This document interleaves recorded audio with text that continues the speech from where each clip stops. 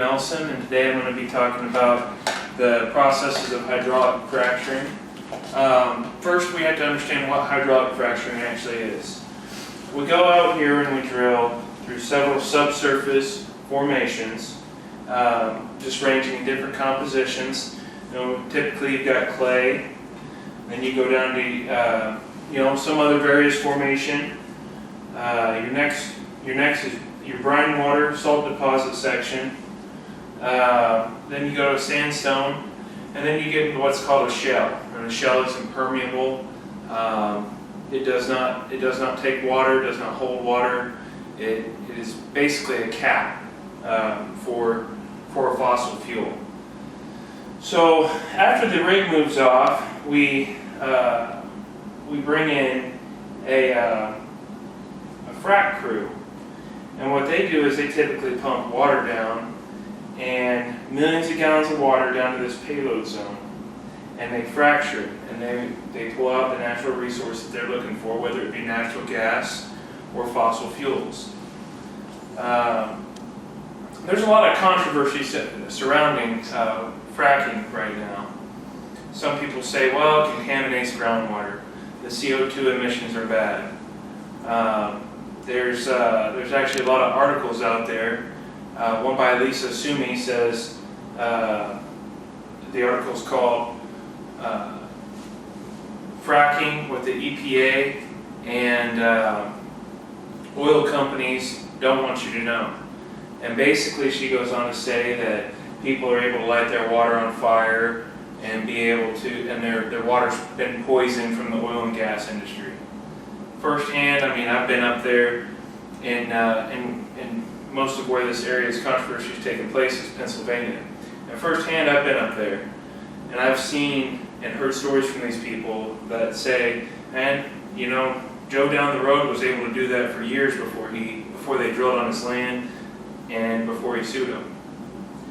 You've got other people that say, hey, there's a book that's called Fracking, and they list several different bullet points. One of the points they say is there's no way to fracture through impermeable formations all the way back up to here.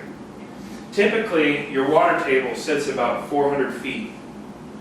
Now we drove down here, out here in the Permian Basin, about 10,000 feet. In Pennsylvania, it was about 8,000 feet. So you've got potentially 7,500 feet of difference between that formation. Now they also go on to say in that fracking book is once you fracture the formation, that water is not just going to migrate up because of gravity. It goes down here and into the wellbore, up the wellbore to maybe a pump jack or a compressor right here, and then they separate it and they send it to a disposal well or a water treatment facility. What they're trying to say is that it is traveling that far into your water table. So right here, then this is a perfect point here as well. Many industries have their issues, whether it's safety or whether they have environmental issues. Every industry has an issue. So of course we can get a lazy oil field company out here that doesn't do this. What this is, what I'm showing you here, is a casing design. So you've got your surface casing, which is about 13 inches, cemented into against the formation. Then you've got your intermediate formation, which is this one right here down to about this point. Out here in the Permian Basin, that's about 8,250 to 11,000 feet. And then they go in and they drill what's called your production section. So these are three different still pipings. So they go down and they drill the lateral and they TD, they reach their total depth, and then they cement that in as well, and that's what that green illustrates. So basically, there's not really a way to have any mitigation up the wellbore if you do it right. There's several different layers of piping and cement that acts as a barrier to prevent that from happening. Okay, so if you go here and you fracture, you're not going to make it. It's going to go down here. It's not going to travel alongside here if it's done right. Now, there are lazy energy companies out there, and I've seen where maybe they don't take the cement all the way to the surface. Maybe they'll stop here. And I've read about them and heard about these companies. But that's where we have the EPA and the DEP come in. And what they do is they'll come in and they'll enforce those regulations. They hold logs for every single well drilled. They'll go in and they'll test the wells. And if a well fails their test, they find that energy company. And that's what needs to happen. We need to take care of everything we have. Over here you've got a diagram of one well. This is a modern well. Now maybe not out here in the Permian Basin, but in most places in the world, this has become the typical modern directional well. We can drill 8 different wells on one pad, sometimes even more than that. So what we do is they're called directional. They go down and they drill it just like this, and they can punch them out in different directions and pilot them around each other, and they have plans in place to pull out optimum fossil fuel energy. The way they used to do it was set 8.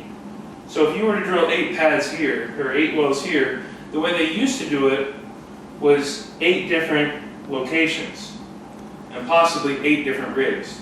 Now we worry about CO2 emission. Well, this right here is one rig.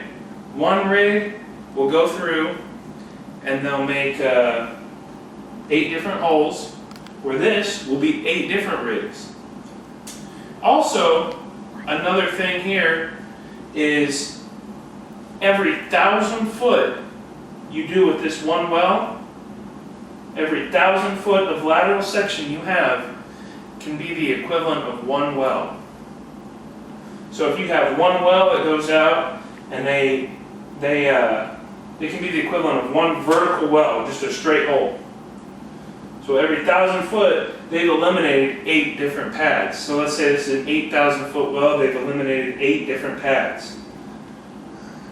So you can do that with just one location. We have several different methods that are available to us today. Another controversial issue is the frac sand and the acids that they use. Now that goes in, and that can be hazardous to your health if you get it on you. But just like any industry, I mean, you've got to be careful, and we have to take care of what we have. It's very important to take care of what we have today to give to our kids tomorrow. What you leave behind today is what you're giving your kids and your grandkids and everyone else tomorrow.